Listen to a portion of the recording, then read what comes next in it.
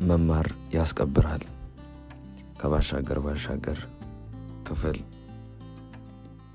6 የተማርኩት እስከ 12ኛ ክፍል ነው። ትምህርቴን 12ኛ ክፍል ላይ የገጠርኩት ውጤት ሳይመታልኝ ቀርቶ አይደለም። እንደውም አስተማሪዎች የሚቀኑብኝ ጎበዝ ተማሪ ነበርኩ። ዩኒቨርሲቲ አይደለም መንግስተ ሰማያት የሚያስገባ ከበቂ በላይ ውጤት ነበረኝ። አባቴ ግን ከዚህ በላይ መማር እንደሌለብኝ ነገረኝ። ለምን? እኔን ማስተማር አቅቶት አይደለም። እንኳን እኔ አንድ ልጁን የሰፈሩን ሰው እንዳለ እየከፈለ ማስተማር የሚችል ሀብት አለው። እናቴን በህይወት ትኑር አትኑር የማውቀው ነገር የለም። ልጅ እያለሁ ብዙ ጊዜ አባቴን ስለ እናቴ ስጠይቀው መልስ ሳይሰጠኝ ወደ ደረቱ ሳባርኩኝ ሰውነቱ እስኪርገፈገፍ ያለቅሳል። አንዳንዴ ሲያለቅስ ሰውነቱ በጣም ከመርገፍገፉ የተነሳ ከኪሱ ያሉ ሳንቲሞች እየዘለሉ ወደ መሬት ይወድቃሉ። አባቴ ብዙ ጊዜውን በጎች በመጠበቅና እኔን በመጠየቅ ያሳልፋል። አሁን የብሉ ጠጡ ክፈሉ ሆቴል ባለቤት፣ የወንበር ካፌ ባለቤት የሆነ ሰው፣ ስንትና ስንት ሀብት ያለው ሰው ጊዜውን በጎች እየጠበቀ ያሳልፋል ቢባል ማን ያምናል? ሀሳቡን ጥሎ ተኝቶ መኖር የሚችል ሰው ውስጡ ጥያቄ አለ ብሎ ማን ያስባል? አባቴ ግን ይሄው ነው። በግ ይጠብቃል፣ እኔን ይጠይቃል፣ ጊዜውን ያሳልፋል። ጊዜ ስል አንድ ቀን ጓደኛዬ ውስቁ ስለ ጊዜ አጠቃቀም የነገረኝን እዚህ ጋር ማንሳት ግድ ይለኛል። ጊዜ በአግባቡ መጠቀም አይቻልም። ጠቢቡ ሰለሞን ለሁሉም ጊዜ አለው ይላል፣ ለጊዜ ግን ጊዜ የለውም። ጊዜን መቆጠብ አይቻልም። ጊዜን መቆጠብ ብንችል እንኳን ጊዜያችንን ያሳለፍንበትን ጊዜ በመቆጠብ ነው ነበር ያለኝ።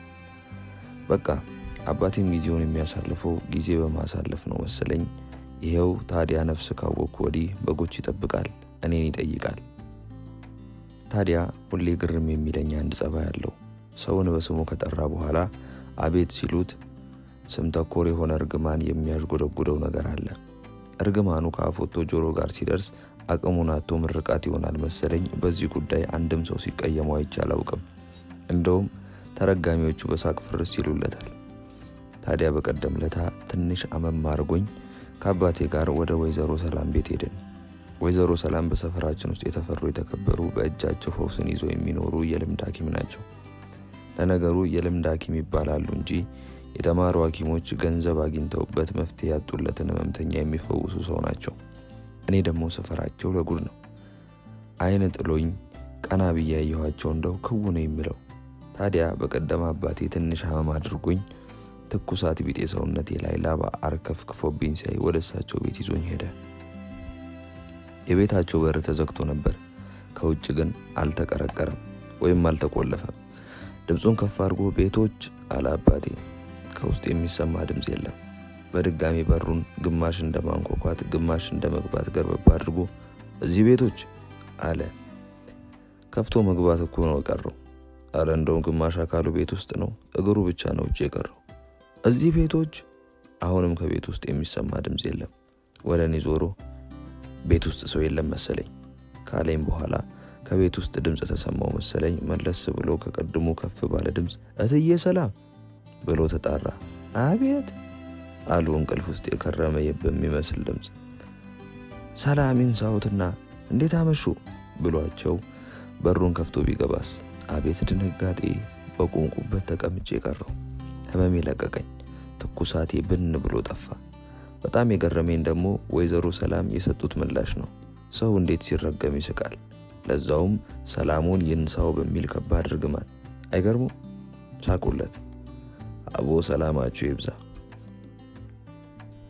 ወደ ዋናው ጉዳይ ስናፈገፍግ የ12ኛ ክፍል ብሔራዊ ፈተናን ተፈትኜ ጥሩ ውጤት አስመዝግቤ የትምህርት ቤታችን በር ላይ ጥሩ ውጤት ካስመዘገቡ ተማሪዎች ጋር ፎቶዬ ከነ ሙሉ ስሜና ከናመጣሁት ውጤት በትልቅ ባነር ላይ ቀዳሚ ሆኖ ተሰቅሎ ስቀል ዩኒቨርሲቲ እንደተመደብኩ አረጋግጬ፣ በነገራችን ጎን ጓደኛዬ ወዝቁና ጮኛዬ ኢቫም የደረሳቸው ሰቀል ዩኒቨርሲቲ ነበር። ለጉዞ ስንዘገጃጅ የሰፈራችን ሰዎች በየቤቱ ቡና መጠጫ ርዕስ አድርገውኝ በጥሩ ጎን ሲያነሱኝ፣ መሸኛ የሚሆን ነገር ሲያዘገጃጁ ድንገት አንድ ዱብዳ ዱብ አለ። በዚያን ጊዜ አንድ ሰው ዩኒቨርሲቲ ሲገባ የሚደረግለት ሽኝት ከሰርግ አይተናነስም ነበር። ወላ አትሸኙትም ሆይ መሄዱ አይደለም ሆይ ተብሎ ራሱ ይጨፈራል። ሴት ከሆነች የግጥሙ ጾታ ይቀየራል። አትሸኟትም ሆይ ተብሎ ማለት ነው። ታዲያ የሰፈሩ ሰው ስንት ነገር አቅዶ ዘፈን አጥንቶ ሽለላ ቀረርቶ ተለማምዶ ሊሸኘኝ ሲል ድንገት አንድ ዱብዳ ዱብ አለ። አባቴ ከዚህ በላይ መማር እንደሌለብኝ ገለጸ። በቄስ በሼህ ቢለመን አላስተምርም አለ። ነገሩን የሰሙ በጎበዝ ተማሪነት የሚወዱኝ መምህራን ዳይሬክተሩ ጭምር ቤታችን ድረስ መጥተው ኧረ ይተው፣ ይሄ ልጅ ነገ ሀገሩን ወገኑን የሚጠቅም ሰው እንደሚሆን አንጠራጠርም። ኧረ ይተው፣ የልጁንም የሀገሪቱንም እድል እያበላሹ ነው፣ ይህን የመሰለ ባለብሩህ አእምሮ እያጨለሙ እያሉ ጸጉሬን እያሻሹ ራሴን ሲንጡት አባቴ ከሀሳቡ ፍንክች አልላለ። የሰፈሩ ሰው ቢለምነው ቢመክረው ቢቆጣው ቢያኮርፈው ቢያገለው ሀሳቡን አልቀይር አለ። አንዳንዶችማ ሊደበድቡት ይቃጡት ነበር። አባቴ በጣም ከሚወዳት እህቱ ወይም አክስቴ ጋር ራሱ በዚህ ምክንያት ተቆራርጦ ቀረ። አላስተምርም ብያለሁ፣ አላስተምርም። እስቲ ልጅን ከዚህ በላይ ለምን አላስተማርክም ብሎ የሚያስገድደኝ አካል ካለ አያለሁ አለ። ካለመማሬ በላይ እኔን ያስጨነቀኝ ጓደኛዬ ሁስቁና ከኢቫ መነጠሌ ነው። ሁለቱም የረጅም ጊዜ ወዳጆቼ ናቸው። ሁለቱም ሱሶቼ ናቸው። ወላ ካላየኋቸው ያዛጋኛል። የሆነው ሆኖ ከአባቴ ቃል ውጭ መሆን አልችልም። አባቴ አባት ብቻ አልነበረም፣ የህይወት ህግጋቴም ነበር። ያለ ምክንያት የሚያደርገው ነገር እንደሌለ ጠንቅቄ ያውቃለሁ። ከምንም በላይ ወደዋለሁ፣ ከምንም በላይ አዝንለታለሁ። አይደለም የሰፈራችን ሰዎች ዓለም ቢያገለው አይደንቀውም። እኔ ልጇ አጠገቡ ካለሁለት በመላእክት ተከቦ የሚኖር ነው የሚመስለው።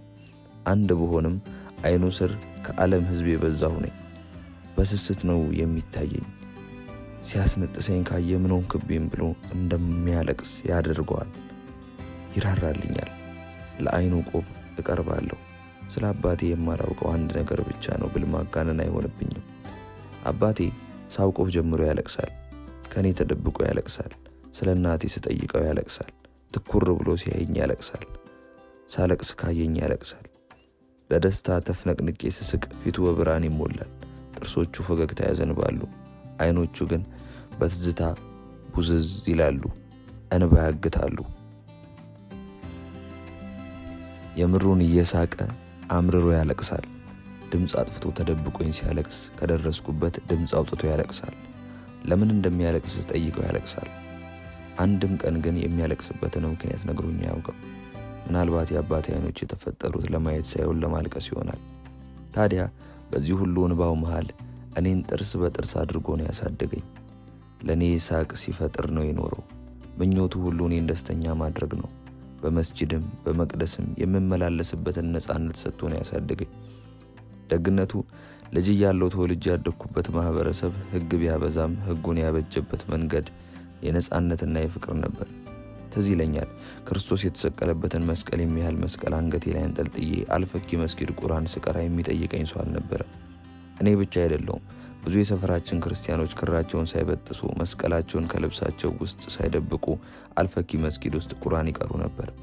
የሚያስፈራን የሚያሸማቅቀን ነገር አልነበረም። ብዙ ሙስሊሞች የጥሩ ሰው ገብርኤል ውስጥ የሰንበት ትምህርት ቤት ይማሩ ነበር። እንደ ዛሬው ፍቅር ሳይጠፋ በፊት በረመዳን ጾም ሲበላ የተገኘ ሙስሊም ለምን አልጾምክም ብለው የሚያኮርፉ ክርስቲያኖች ነበሩ። ሙስሊሞችም እንደዛው። ለዛውም ልጆች በደስታ የምንጾመው የ16 ቀን ጾም ውስጥ በጠዋት ስበላ ያየኝ ኡመር የሚባል ጓደኛዬ የሰው ጅብ ብሎኝ ጾሙ እስኪፈታ አኩርፌው ያውቃለሁ። ታዲያ እዚህ ፍቅር የሆነ ማህበረሰብ ውስጥ አሁን ድረስ ካልተቀየሩ ነገሮች አንዱ የእረኞች ማራኪ እንጉርጉሮ ነው። ውይ ዜማው አንጀት ሲያረስ፣ ውይ ግጥሙ ነፍስ ሲያድስ፣ ውይ የእረኞቹ ድምፅ ሲመስጥ። የእነዚህን እረኞች ድምፅ ብትሰሙ ዛሬ ላይ ከሚለቀቁት ነጠላ ዜማዎች በርባን ቢለቀቅ ይሻላል ትላላችሁ። አላንጎራጉርላችሁ ነገር ድምፄ አያምርም። ድምፄ ቢያምርስ ወረቀት ላይ እንዴት ብዬ ላንጎራጉርላችሁ? የምችለውን ነገር ይህንን የፍቅር ሙዚቃ መጋበዝ ብቻ ነው። እነሆ ግብዣ። ፍቅር ጠፍቶባት በቋንቋ መግባባት ወደ አቃታት ሜዳ ተብላ ወደምትጠራ ሰፈር ሂዱ። እግረ መንገዳችሁን የሸበሉን አቡነ ገብረ መንፈስ ቅዱስ የጥሩሳው ገብርኤልን የአልፈኪ መስጊድን ጎብኙ። ምን ጉልበት አለንና እንሰግዳለን? ምን እምነት አለንና እንበረከካለን? ምን ፍቅር አለንና እናመልካለን? መቼም ዘንድሮ ሁሉ ነገራችን የሚጎበኝ ይሆናል። ከሰውና ከፈጣሪ የምንገናኝበት መንገዳችን በአንድ አጥር ለሁለት እንደተከፈለ ተመልከቱ። መምሪያ ለኢየሱስ የሚያስተምሩባት የሾላ ዛፍ የቱ ጋር እንደነበር ጠይቃችሁ ሂዱ። በቦታው የአጋምሾ መብቀሉን ተመልከቱ። ወደ ቡርቃ ጉዶ ትምህርት ቤት ጎራ በሉ። በምታዩት በምትሰሙት ነገር ውስጣችሁ ከተረበሸ እረኞች ወደሚያዘወትሩት ቦታ ወደ ማሞ ዋሪ ተራራ ውጡ። በዚያ እረኞች ግጥምና ዜማ ነፍሳችሁ ትነጠቃለች፣ መንፈሳችሁን ታድሳላችሁ።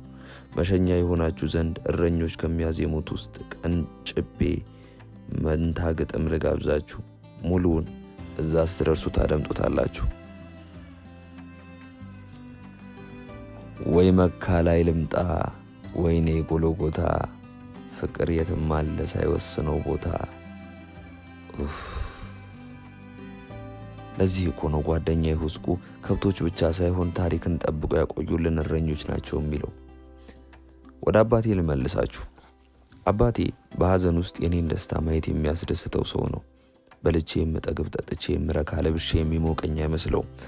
ለዛም ይመስለኛል ሁሌ እየበላው ብላ እየጠጣው ጠጣ እየለበስኩ ልበስ የሚለኝ ያጎደለብኝ ነገር የለም። መንገዴም ሕይወቴም እውነቴም ነው። አባቴ ከቃሉ ዝንፍ ካልኩ ሕጉን ካልተላለፍኩ ኃጢአት እየሰራው ነው የሚመስለኝ። ለዛ ነው ከዚህ በላይ መማር የለብህም ሲለኝ ያልተከፋሁት። ለዚህ ነው ለኔ ብለው አባቴን ያኮረፉትን ያኮረፍኳቸው፣ ያገለሉትን ያገለልኳቸው፣ የጠሉትን የጠላኋቸው። በተለይ አክስቴ ድሮም ትቀፈኝ ነበር። ጭራሽ ጠላኋት። ምን ትመስላለች አክስት። ዓለም ቢርቀውም እኔ ለአባቴ ያለውለት፣ ዓለም ቢጠላውም እኔ ወደዋለሁ። አባቴ ደግሞ ከኔ ውጭ ያለው ነገር ሁሉ ትርፉ ነው። ዋናው እኔ ነኝ፣ እኖርለታለሁ።